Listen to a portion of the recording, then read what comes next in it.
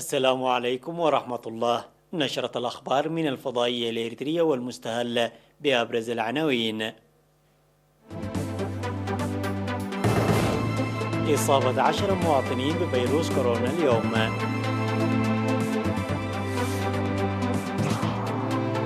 الاستعدادات الزراعية المسبقة تحققت نتائج مرضية في سجنيتي. سيمينار للإريتريين في إيطاليا. الصين والولايات المتحدة تتوصلان إلى اتفاق مفاجئ لتعزيز التعاون المناخي. ماكرون وهاريس يشيدان بعهد جديد للعلاقات الفرنسية الأمريكية.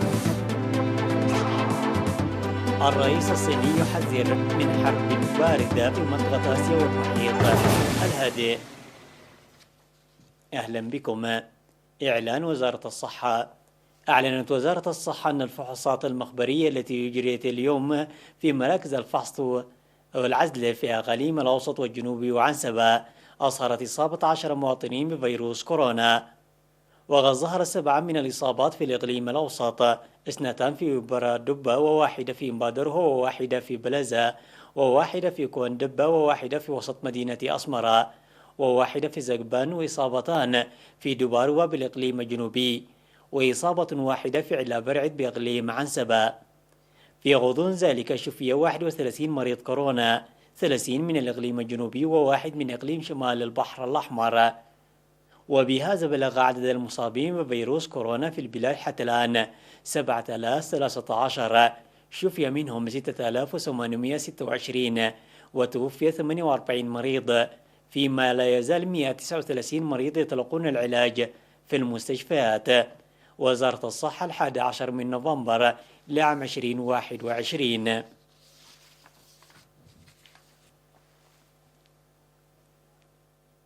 أوضح مكتب وزارة الزراعة في مديرية سجنيتي أن الاستعدادات المسبقة التي قام بها المزارعون للتمهيد والتسميد قبل حلول موسم الأمطار حققت نتائج مرضية.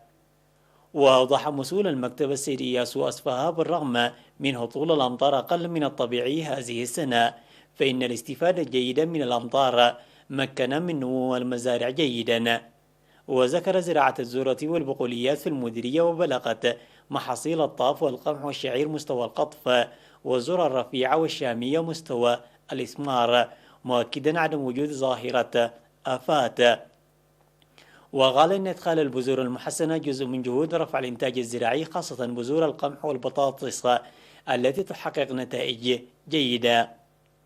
وأوضح المزارعون بأنهم يعملون بنشاط في الحصاد حاليا، مشيرين إلى عدم استطاعتهم القيام بالزراعة الشتوية لعدم هطول الأمطار الشتوية في أوانها.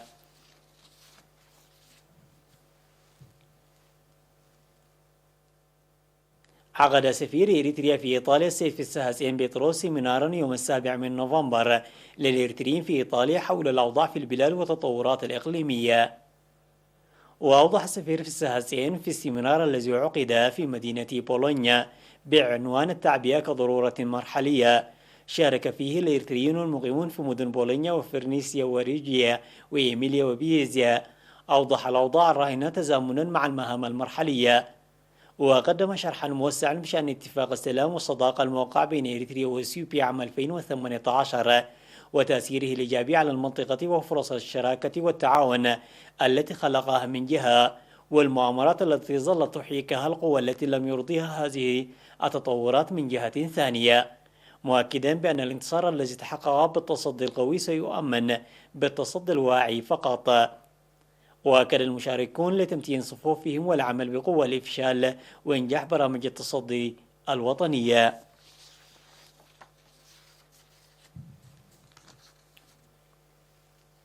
دعا مكتب الثقافة في الإقليم الجنوبي المواطنين للمشاركة الواعية لاستكشاف الآثار وحمايتها.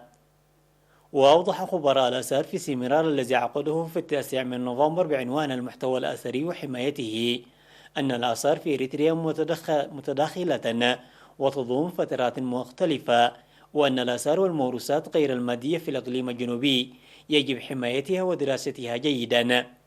وقدم شرحا في السيمينار حول مضمون وأهمية الآثار والموروثات الثقافية والقلق الموجود حول حراستها وحمايتها وتوثيقها وأساليب حماية الآثار.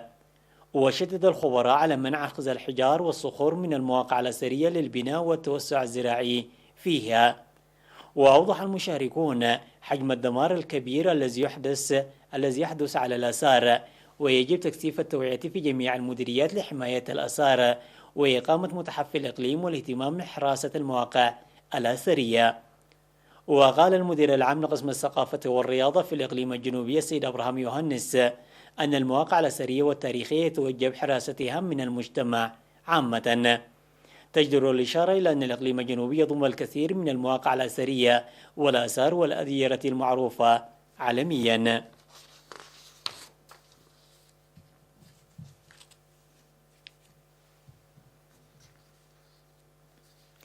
قامت 11 قرية في ضواحي إقلا ومنرفرة وسيباروسوف ومديرية عدقيح بإصحاح بيئتها.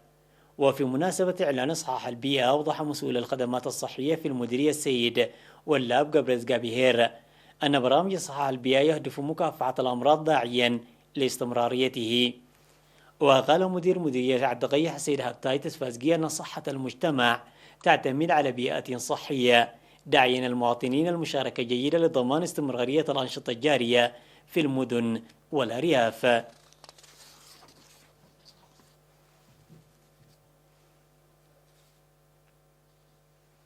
الأخبار العالمية بعد فاصل قصير، تفضلوا بالبقاء معنا.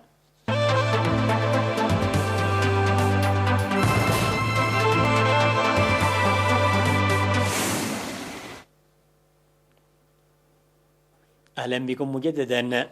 توصلت الصين والولايات المتحدة إلى إعلان مشترك حول تعزيز التحرك حيال المناخ، حسب ما أعلن الموفد الصيني من أجل المناخ شي شينهوا في غلاسكو باسكتلندا، حيث ينعقد مؤتمر كوب 26.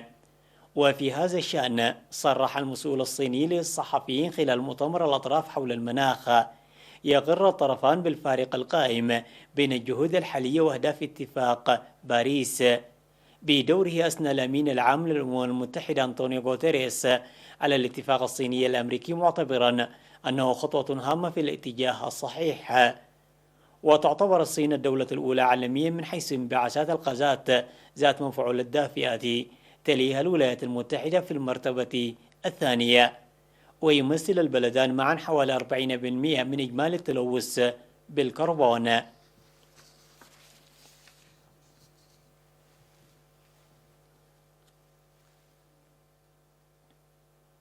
بعد شهرين على اندلاع أزمة بين بلديهما، كان الرئيس الفرنسي مانويل ماكرون ونائبة الرئيس الأمريكي كامالا هاريس على الأهمية البالغة للتعاون بين فرنسا والولايات المتحدة في مستهل حقبة جديدة من العلاقات بينهما. وقال الرئيس الفرنسي لدى استقباله هاريس التي تجري زيارة إلى فرنسا تستمر 5 أيام: نحن متفقون على القول أننا نبدأ حقبة جديدة وعلى الأهمية البالغة للتعاون بين بلدينا، وذلك بعد شهرين على أزمة بين البلدين اندلعت على خلفية تشكيل الولايات المتحدة وبريطانيا واستراليا تحالفا جديدا أفضى إلى إلقاء كنبرة صفقة شراء غواصات فرنسية.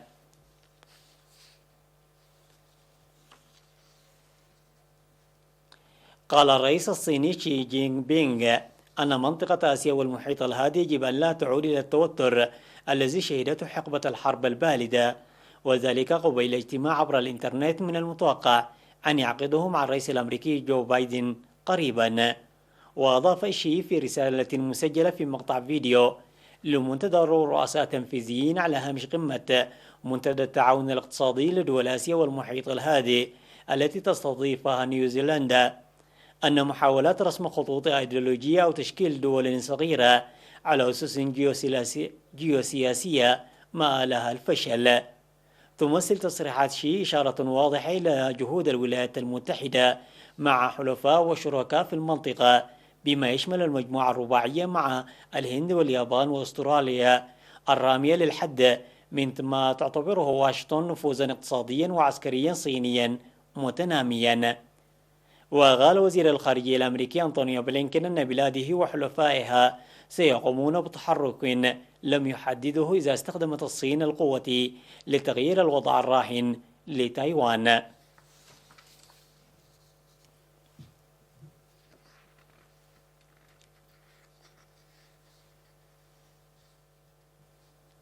أقلع 3 رواد فضاء أمريكيون ورابع ألماني إلى محطة الفضاء الدولية على متن مركبة سبيس إكس في مهمة في المدار تستمر 6 أشهر، كان مفترض أن تبدأ قبل 10 أيام لكنها أرجئت مرارا. وسيحل رواد الفضاء الأربعة محل الطاقم الذي غادر محطة الفضاء الدولية قبل أيام وعاد إلى الأرض، ومن بين أفراده الفرنسي تومي بيسيكي. وانطلق الطاقم من فلوريدا على متن كبسولة يحملها صاروخ فالكون 9 من إنتاج شركة سبيس إكس، وكان مقررا أن ينطلق الطاقم في أواخر أكتوبر، لكن عملية الإقلاع أرجئت مرارا، ولا سيما بسبب الأحوال الجوية ثم بسبب مشكلة صحية طفيفة أصيب بها أحد رواد الفضاء، ولم تكشف ناسا تفاصيل بشأنها.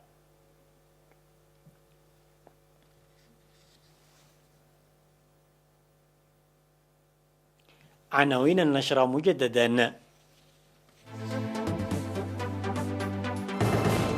إصابة 10 مواطنين بفيروس كورونا اليوم.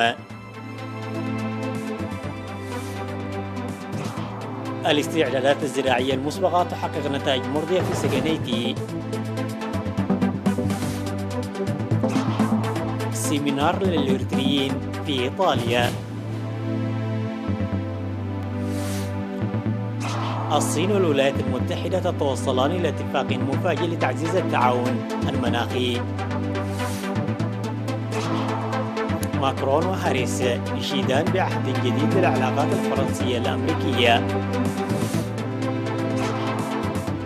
الرئيس الصيني يحذر من حرب باردة في منطقة آسيا والمحيط الهادئ. وصلنا إلى ختام النشرة، إلى اللقاء.